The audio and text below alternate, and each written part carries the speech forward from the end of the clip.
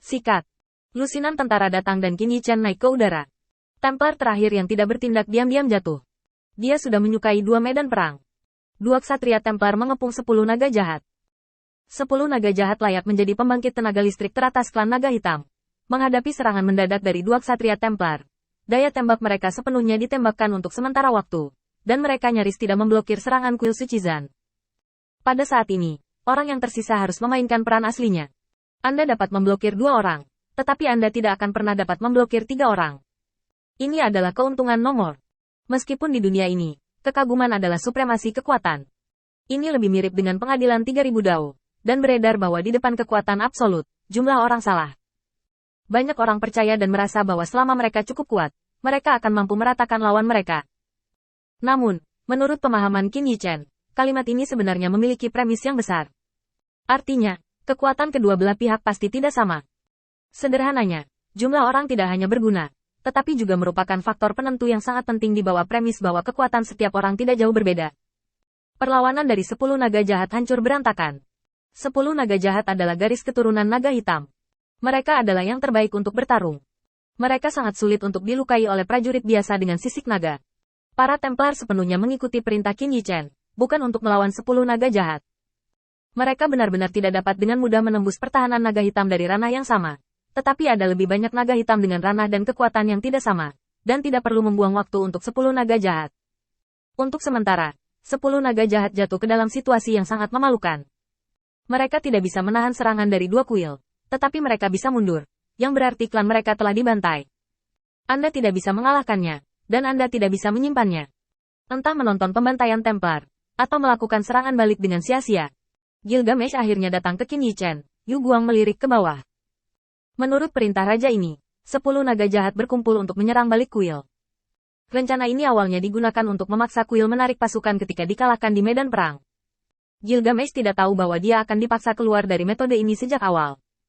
Setelah mengurus hal-hal di bawah ini, Gilgamesh memandang Qin Yichen. Raja ini membawa orang-orang dari suku naga hitam seperti yang diperintahkan, dan aku berhutang budi padamu. Qin Yichen menggelengkan kepalanya tanpa daya. Ini disebut Liang Qing. Kamu punya cara untuk mematahkan kutukan. Tetapi kamu tidak ingin memberitahuku bahwa kamu telah mengkhianati perjanjian kita dan kamu hanya ingin aku mati. Qin Yichen tidak ragu untuk mengeluarkan Swan by Mad Blade, dan 2 aura hitam dan putih mengembun di belakangnya. Wajah Gilgamesh tampak serius. Raja Arthur belum memberimu cara untuk mematahkan kutukan itu? Pertanyaan ini membuat Qin Yichen tercengang.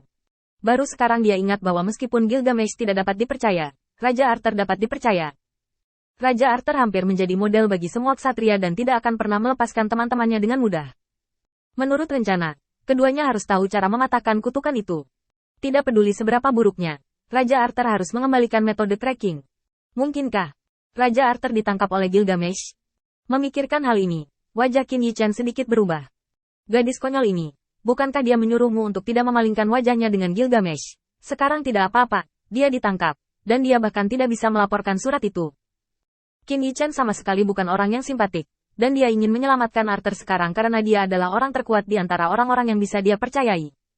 Lagi pula, dalam hal identitas, kedua belah pihak adalah sama. Kemungkinan kerjasama di masa depan paling besar. Bila Gila Xuanbai terangkat, wajah Qin Yichen serius. Biarkan dia pergi. Kalau tidak, aku akan memotong rambut kuningmu dan memberi makan anjing itu. Gilgamesh tertawa keras. Barang-barang rajaku, kapan giliranmu untuk memberkatimu? Dengan raungan rendah, riak emas muncul di belakang Gilgamesh. Seolah-olah permukaan danau beriak, tentara Dao muncul satu demi satu. Ujung tajam mereka mengarah ke Qin Yichen. Misi, kematian. Bergemuruh. Raungan bergema di langit. Metode ofensif Gilgamesh yang luar biasa menyebabkan Raja Naga Hitam dan Ares, Dewa Perang, terganggu sejenak. Saya melihat bahwa dalam jarak puluhan mil di bawah, itu telah ditutupi oleh debu yang diangkat oleh tentara Dao. Di tanah hitam, cahaya bisa terlihat samar-samar. Guncangan hebat membuat bumi bergetar lebih dari sebelumnya. Tidak mungkin bagi siapapun untuk selamat dari pemboman tanpa pandang bulu seperti itu, dan bahkan lebih kecil kemungkinannya bagi siapapun untuk menghentikan kekuatan penghancur diri tentara Tao. Debu mengguncang hampir 1000 meter. Berubah menjadi air terjun Feisa. Gilgamesh mundur selangkah, mengulurkan tangan untuk mengambil sebotol anggur, dan meneguknya. Segera, debu tersebar di seluruh langit. Tidak ada lagi jejak Qin Yichen. Naga hitam yang selamat dari bencana menyaksikan air terjun pasir jatuh dengan ngeri. Apakah ini keajaiban? Begitu menakjubkan. Apakah ini kekuatan utusan ilahi? Ini bukan lagi jumlah orang yang bisa membuat. Semua orang di suku naga hitam tercengang. Di kuil di kejauhan, sekelompok ksatria Templar juga menemukan keanehan di sini. Beberapa ksatria Templar naik ke udara, mengamati air terjun pasir yang jatuh. Wajah-wajah itu sangat serius. Kali ini naga hitam tidak tahu pembangkit tenaga listrik tingkat monster mana yang telah dipekerjakan. Jika tidak akan pernah ada adegan yang merusak seperti itu. Ratusan mil jauhnya, Anda juga bisa melihat air terjun pasir tebal meledak dan perlahan jatuh ke tanah. Gilgamesh bersandar pada riak emas, mengeluarkan gelas anggur dengan backhand-nya, dan menuangkan segelas penuh. Mengangkat gelas anggur di tangannya, anggur merah cerah terangkat.